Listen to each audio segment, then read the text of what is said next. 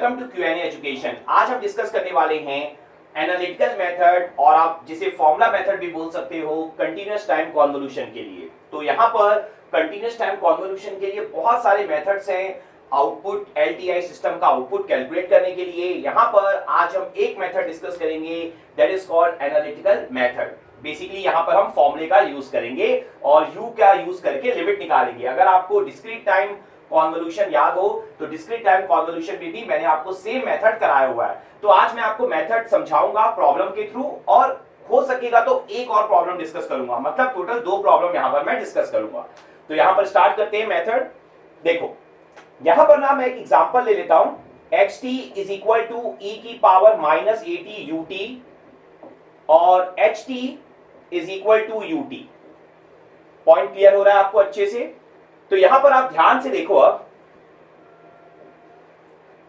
xt अगर आपका e की पावर माइनस एटी यूटी है और ht अगर आपका ut है, इस तरह का कॉन्वोल्यूशन हम पहले भी परफॉर्म कर चुके हैं। इसके लिए हमारे पास और भी बहुत सारे मेथड्स हैं, लेकिन आज जो हमें मेथड लर्न करना है वो हमें करना है एनालिटिकल मेथड। तो वो है क्या? तो आप ध्यान से देखो, yt का फॉर्मूला हमें पता है माइनस इंफिनाइट से plus infinite x tau h of t minus tau d tau, ये हमें फॉर्मूला पता है यहां पर yt का।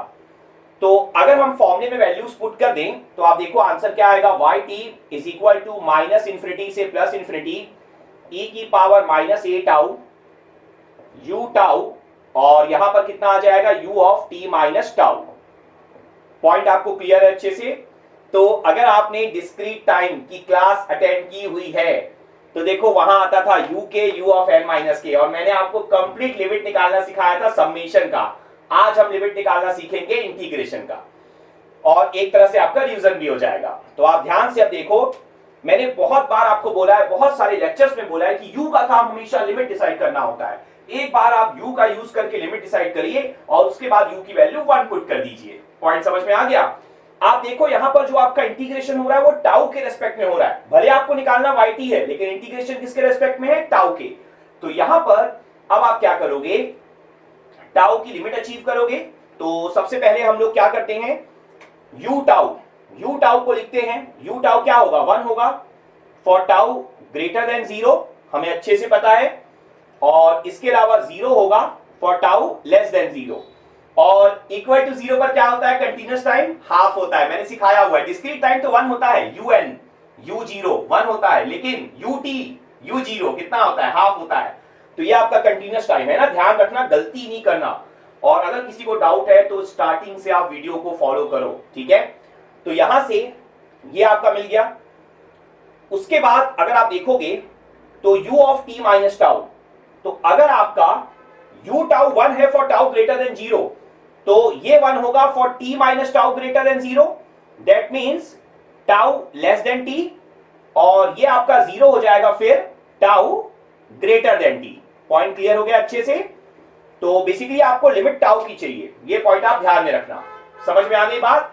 यहां पर एक और बात आप ध्यान से सुनो। देखो जैसे मैंने बोला कि जो u0 होता है वो यहां पर हाफ होता है, मतलब वो भी कोई वैल्यू होती है, वो 0 नहीं होता, ये पॉइंट ध्यान रखना आप। तो यहां पर अगर आप देखोगे तो tau greater than equal to 0 दोनों पे ही आपको नॉन जीरो वैल्यू मिलेगी। उसी तरीके से यहां पर t minus tau greater than equal to 0, मतलब tau less than equal to t, दोनों पे ही आपको यहां पर वैल्यू क्या मिलेगी? नॉन जीरो वैल्यू मिलेगी, ठीक है? तो इक्वल टू वाला भी आप नॉन जीरो वैल्यू के अकॉर्डिंग कंसीडर कर सकते हो, ये पॉइंट ध्यान रखना, ठीक है? तो यहां पर अगर आप समझोगे, अब जैसे ही आपका टाउ लेस देन 0 होता है तो u टाउ 0 हो जाएगा। अगर u टाउ 0 होगा तो पूरा 0 हो जाएगा, जरूरत नहीं है। अगर आपका टाउ ग्रेटर देन t होता है तो u of t minus tau 0 होगा, पूरा 0 हो जाएगा, जरूरत नहीं है। मतलब टाउ की वैल्यू t से बड़ा हम नहीं लेंगे और टाउ की वैल्यू 0 से छोटा नहीं लेंगे, तो क्या होगा? 0 से t, ठीक है? तो यहां पर आपको टाउ की लिमिट मिल चुकी है 0 से t, ये क्लियर हो गया। लेकिन आप इस बात को भी समझो, आप यहां पर 0 से t लिमिट पुट कर दोगे, सॉल्व कर दोगे, आपका आंसर जो है वो t के फॉर्म में आ जाएगा, क्योंकि अपर लिमिट t है। आप yt निकाल रहे हो और yt t के फॉर्म में मिलेगा, लेकिन आपको यह भी बताना पड़ेगा कि t की रेंज क्या होगी yt में। तो टी की रेंज भी आप यहीं से पता करोगे, यू से। मतलब यू ना इतना ज्यादा उपयोगी है, अगर मैं बोलूं ना आपको, उससे आप टाउ की लिमिट भी निकाल सकते हो, उससे आप टी की लिमिट भी निकाल सकते हो। तो देखो टी की लिमिट क्या होगी, उसके लिए आप क्या करोगे, ड्रॉ कर लोगे, सिंपल। तो यू टाउ आपको ड्रॉ करना आता है अच्छे से, कुछ इस तरीके से आप ड्रॉ करते हो। और उसके बाद u of T minus tau अगर ड्रॉ करना है तो मैंने सिखाया हुआ है, पहले क्या ड्रॉ करोगे, पहले आप ड्रॉ करोगे u ऑफ माइनस टाउ। तो u of minus tau just पलट दोगे इसको, तो कैसा बनेगा आपका, ये आपका कुछ इस तरीके से बन जाएगा। उसके बाद मैंने आपको क्या सिखाया है, u of minus tau draw कर लेने के बाद बस उसमें प्लस टी कर दोगे, ठीक है। तो यहां पर हम प्लस टी कर देंगे, तो ये ड्रॉ हो जाएगा u of T minus tau. मतलब यहां पर पहले जीरो था, अब जीरो प्लस टी कर दोगे, बस इतना ही आसान है, ज्यादा नहीं सोचना, ठीक है। तो अब यहां पर आपका बन गया u of T minus tau. तो u of T minus tau achieve कर लेने के बाद अब आपका टारगेट क्या है, ध्यान से देखो, यहां पर ये पॉइंट है आपका t, मतलब ये जो है ये माइनस इनफाइनाइट से लेकर t तक है, टाउ की वैल्यू, ध्यान रखना टाउ की बात कर रहे हो आप, माइनस इनफाइनाइट से t तक है। और यहां पर जो u टाउ है वो जीरो से लेकर आपका कहां तक है, इनफाइनाइट तक। एम्पलीट्यूड की बात नहीं कर रहा हूं मैं टाउ की बात कर रहा हूं, टाउ की लिमिट जहां पर एम्पलीट्यूड प्रेजेंट है, ऑब्वियस सी बात है, जहां पर एम्पलीट्यूड नॉन जीरो है। तो जीरो से इनफाइनाइट तक टाउ की वैल्यू, यहां पर जीरो से लेकर माइनस इनफाइनाइट तक, जीरो प्लस टी से लेकर माइनस इनफाइनाइट, मतलब टी से लेकर माइनस इनफाइनाइट तक है। तो आपको यह समझना होगा कि कौन सी ऐसी लिमिट होगी जिसमें दोनों नॉन जीरो होंगे, क्योंकि अगर दोनों में से कोई एक भी आपका जीरो होता है तो दोनों का मल्टीप्लीकेशन भी क्या हो जाएगा, आपका जीरो हो जाएगा। मतलब जो दोनों का मल्टीप्लीकेशन है ना वो नॉन जीरो होना चाहिए। आपको ऐसी यहां पर टी की वैल्यू सेलेक्ट करनी पड़ेगी। आप ध्यान से सुनना मेरी बात को, लेट सपोज अगर मैं टी की वैल्यू -1 लेता हूं, ध्यान से सुनना, तो ये लिमिट कहां से कहां तक हो जाएगी, -1 से लेकर माइनस इनफाइनाइट तक। जबकि जो यू टाउ है वो जीरो से लेकर इनफाइनाइट तक है, कुछ भी कॉमन नहीं आएगा, दोनों का मल्टीप्लीकेशन क्या हो जाएगा, जीरो, ठीक है। तो यहां पर अगर आप टी की वैल्यू लेस देन जीरो लोगे, चूंकि ये आपका जीरो से स्टार्ट हो रहा है, तो फिर इसमें कुछ भी कॉमन नहीं आएगा। तो टी की वैल्यू हर हाल में आपकी क्या होनी चाहिए, greater than equal to zero. ये पॉइंट क्लियर है आपको, अच्छे से समझ में आ रहा है, कोई डाउट तो नहीं हो रहा पॉइंट आपको। टी की वैल्यू अगर आपकी greater than equal to zero रहेगी तो आप यहां पर क्लियरली समझ सकते हो। लेट सपोज टी की वैल्यू आपकी 3.5 है, तो यहां पर ये आपका 3.5 से लेकर माइनस इनफाइनाइट तक होगा, और ये आपका कहां से कहां तक होगा, जीरो से लेकर इनफाइनाइट तक, मतलब कुछ ना कुछ कॉमन जरूर आएगा। पॉइंट समझ में आ गया अच्छे से। तो ऑलवेज आपकी जो टी की वैल्यू है वो greater than equal to zero होनी चाहिए, तभी दोनों में कुछ ना कुछ कॉमन आएगा। तो यहां पे अब अगर मैं इंटीग्रेशन परफॉर्म कर लूं तो आप ध्यान से देखो, yt is equal to, tau की लिमिट हमने क्या अचीव करी थी, जीरो से t e की power -a tau D tau. जैसा मैंने आपको स्टार्ट में बोला था कि एक बार अगर आपने टाउ की लिमिट डिसाइड कर ली, फिर u की वैल्यू क्या पुट कर दोगे, 1, u का काम खत्म हो गया यहां पर। तो यहां पर e की पावर -a टाउ का इंटीग्रेशन, e की power -a tau divided by -a, zero से t, तो कितना आंसर आ जाएगा, ध्यान से देखो। यहां पर देख सकते हो माइनस साइन है, तो जब भी माइनस साइन हो, मैंने बहुत सारे सब्जेक्ट में आपको बोला है अपर लिमिट को लोअर लिमिट करो, लोअर लिमिट को अपर लिमिट करो, माइनस साइन को भूल जाओ। तो पहले लोअर लिमिट पुट करोगे, e की पावर 0 क्या होता है, 1, फिर अपर लिमिट पुट करोगे तो माइनस e की पावर -80 और डिवाइड बाय a आपका पहले से है। इसके अलावा आप देखो हम लोगों ने यहां पर t की लिमिट पता करी है, t की लिमिट क्या है, t greater than equal to 0 होना चाहिए। इसका मतलब क्या लिख सकते हो डायरेक्टली आप यहां पर, आप लिख सकते हो ut भी तो यही शो करता है ना, पॉजिटिव साइड। तो सिंपली आप यहां पर ut मेंशन कर सकते हो, क्योंकि आपने t की लिमिट यहां पर पता कर ली है, t की limit greater than equal to 0 होना चाहिए। वो आपको रिक्वायर्ड थी ये आंसर लिखने के लिए, लेकिन टाउ की लिमिट जो आपको रिक्वायर्ड थी वो थी इंटीग्रेशन को सॉल्व करने के लिए। समझ में आ गया पॉइंट अच्छे से। तो ये आपकी एक प्रॉब्लम थी और ये आपका एक मेथड था, ठीक है। तो बेसिकली यहां पर हमने फॉर्मूला लिखा, पहले फॉर्मूले में वैल्यू पुट करी, फिर u का इस्तेमाल करके लिमिट डिसाइड करी और सिंपल इंटीग्रेशन सॉल्व कर लिया। यही प्रॉब्लम हम डिफरेंशिएशन प्रॉपर्टी का यूज करके भी करते हैं, यही प्रॉब्लम हम ग्राफिकल मेथड से भी करते हैं।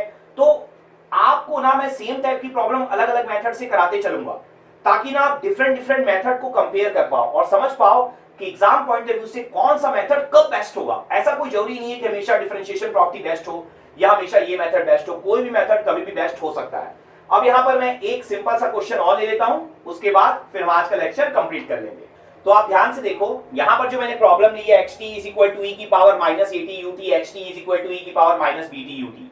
देखो यहां पर हमें पूरी पूरी प्रॉब्लम को सॉल्व करने की जरूरत नहीं है। अगर आप एग्जाम में ये मेथड यूज करने वाले हो जो मैंने आज आपको सिखाया है, तो उस केस में आप ध्यान से समझो, जब आप yt का फॉर्मूला लिखते हो और उसमें जब आप वैल्यूज पुट करते हो ना, तो अगर आपका xt और ht दोनों में ही अगर ut है, जो मैक्सिमम प्रॉब्लम में होता है, ये बात ध्यान रखना, तो उस सिचुएशन में होगा क्या कि ऑलवेज ना आपका जनरेट होगा यहां पर u टाउ और u of t minus tau. ये आपका ना ऑलवेज जनरेट होगा। आप देखो मैंने x टाउ की वैल्यू पुट करी e की power minus A tau u tau, और h of t minus tau मैंने पुट किया e की पावर माइनस b, t की जगह t माइनस टाउ, और यहां पर भी t की जगह t माइनस टाउ। तो ना आपका जो ये टर्म है वो हमेशा आपका जनरेट होगा, और अगर आपका ये टर्म हमेशा जनरेट होगा तो हमने जैसे अभी अभी सीखा, इस टर्म का यूज करके ही आपको टाउ की लिमिट निकालनी है और t की, तो लिमिट में थोड़ी ना कोई चेंज होगा, क्योंकि ये टर्म तो सेम ही है ना। इसका मतलब क्या है कि आपका जो टाउ का वैल्यू होगा, जो टाउ का लिमिट होगा, वो क्या होगा, 0 से t ही होगा, और जो t की लिमिट होगी वो ग्रेटर देन इक्वल टू 0 ही रहेगी। तो अगर आपको u दिखाई देता है और अगर इस मेथड का नॉलेज है, तो एग्जाम में बार बार लिमिट निकालने की जरूरत नहीं है, वो एनालिसिस करने की जरूरत नहीं है, वो हम लोगों ने क्लास में सीख लिया, बस काम कंप्लीट हो गया हमारा। अब आप क्या करोगे, डायरेक्टली लिमिट रखोगे 0 से t। यहां पर देखो u की वैल्यू क्या पुट कर दोगे, 1 इंटू 1 टाउ के रेस्पेक्ट में है, तो e की पावर माइनस बीटी आउटसाइड हो जाएगा, क्योंकि आप टाउ के रेस्पेक्ट में कर रहे हो। और फिर इसको देखो e की पावर माइनस ए टाउ, और ये माइनस माइनस प्लस e की पावर b टाउ प्लस में, तो यहां पर हो जाएगा e की पावर b टाउ, e की power minus A tau d tau. Point समझ में आ गया, e की power minus A tau, e की पावर प्लस b टाउ, और e की पावर माइनस bt बाहर हो गया। तो यहां से e की पावर माइनस bt, और देखो यहां पर आप इसे ऐसा लिख सकते हो ना, e की पावर, यहां पर आपका कितना है, b टाउ है, और यहां पर कितना है आपका e की पावर माइनस ए टाउ है। तो इसको अगर आप ध्यान से यहां पर समझोगे, तो टाउ आपका कॉमन आ जाएगा, और यहां पर आपका आंसर आ जाएगा b माइनस ए। ये पॉइंट क्लियर हो गया आपको अच्छे से, पावर ऐड हो जाएंगी ना आपकी, तो e की power b tau minus A tau. Clear. सो यहां से अब आप इंटीग्रेशन परफॉर्म कर लो, तो कितना हो जाएगा इंटीग्रेशन आपका, लिमिट हो जाएगी 0 से t, तो e की power tau b minus A divided by b minus A. तो यहां से जो आपका आंसर निकल कर आएगा yt का, वो कितना हो जाएगा, e की power minus bt upon b minus A, और यहां पर अपर लिमिट क्या हो जाएगी आपकी, e की power t b minus A, और लोअर लिमिट क्या हो जाएगी, e की पावर 0 मतलब 1। तो यहां से अगर आप थोड़ा सा और सॉल्व कर लो इसे, तो e की पावर माइनस बीटी और e की पावर बीटी कैंसल हो जाएगा आपका। ठीक है, तो यहां से क्या बचेगा आपका, ये बच जाएगा e की पावर माइनस एटी। ठीक है, और यहां पर माइनस पे बचेगा e की पावर माइनस बीटी अपॉन क्या बचेगा, b माइनस ए, क्योंकि e की पावर माइनस बीटी इससे मल्टीप्लाई होगा लेकिन 1 से भी होगा ना, तो यहां तो कैंसिल हो जाएगा लेकिन यहां आपका बच जाएगा। और लास्ट में आप किससे मल्टीप्लाई करोगे, ut से। ये बात मत भूल जाना कि यहां पे आप टाउ की लिमिट तो डिसाइड करते हो 0 से t, साथ साथ में आप t की लिमिट भी डिसाइड करते हो कि t की लिमिट क्या है आपकी, t greater than equal to 0 है, तो आप यहां पर किससे मल्टीप्लाई करोगे, ut से। पॉइंट क्लियर हो गया। वैसे आपको साथ साथ लिखते चलना है, t greater than equal to 0, मैं बस लास्ट पे आपके लिए वैल्यू पुट कर रहा हूं। समझ में आ गया प्रॉब्लम। तो इस तरीके से ना, अगर आपको ये मेथड पता है और साथ में अगर यहां पर u आपको दिखाई देता है, तो आप डायरेक्टली ना इंटीग्रेशन परफॉर्म करो, लिमिट आपको पता रहनी चाहिए। Point clear? तो आज के लेक्चर में फिर हम यही स्टॉप कर रहे हैं। आगे आने वाले लेक्चर्स पे ना हम कंबाइन करके डिफरेंट मेथड्स को कंबाइन करके बहुत सारी प्रॉब्लम और करेंगे कंटीन्यूअस टाइम कॉन्वोल्यूशन के ऊपर। Thank you.